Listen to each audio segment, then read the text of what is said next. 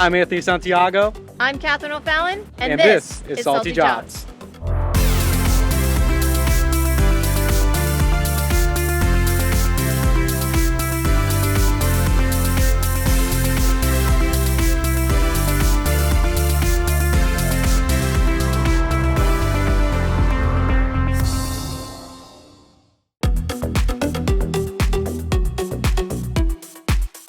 We're standing in front of the Fort Lauderdale Police Marine Unit.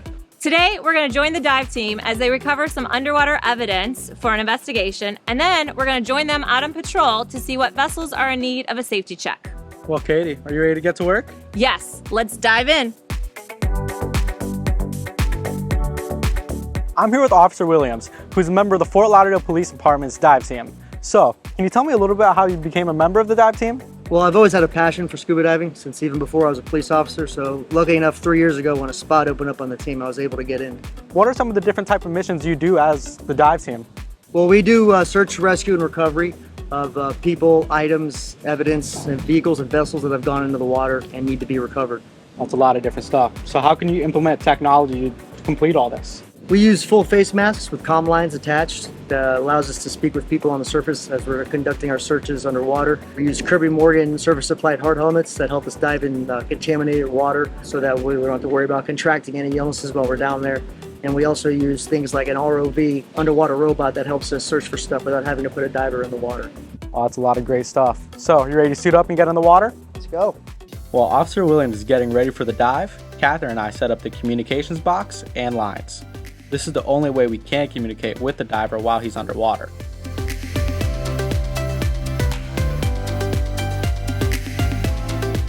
When in the water, it's very difficult to see, so the line tender has to make sure to guide the diver while he is searching. If he needs more slack, he would use a microphone in his mask to tell Katherine, who would then tell me.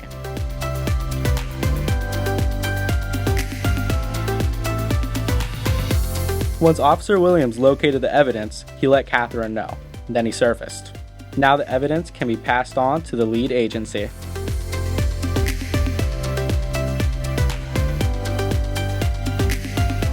We're here today with Officer Mick with the Fort Lauderdale Marine Unit. Officer Mick, can you tell us a little bit about the importance and role of the Marine Unit here in Fort Lauderdale? Anytime anyone needs help, if their boat's sinking or if they have complaints about speed zones, they can call the Marine Unit and we're here to help them with those matters. Excellent.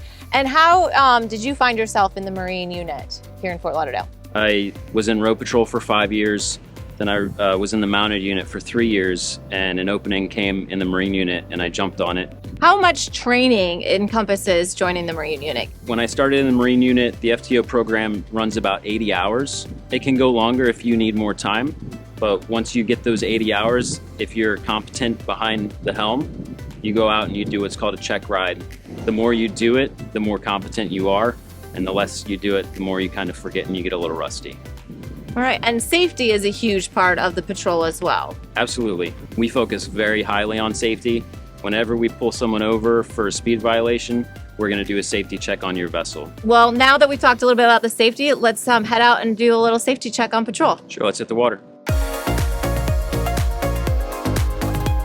We headed out with Officer Mick and team. While on patrol, we spotted a boater who was exceeding the minimum wake and close to the Port Everglades restricted zone.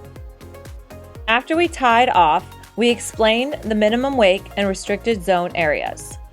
As Officer Mick checks the boater's registration and safe boating ID, I begin running through the safety checklist.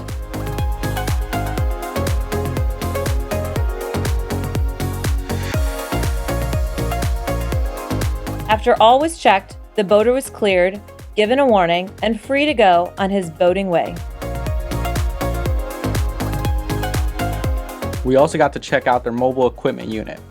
We took a look at their communications box for the hard hat diver's helmet. I was able to try on the helmet, which was super heavy.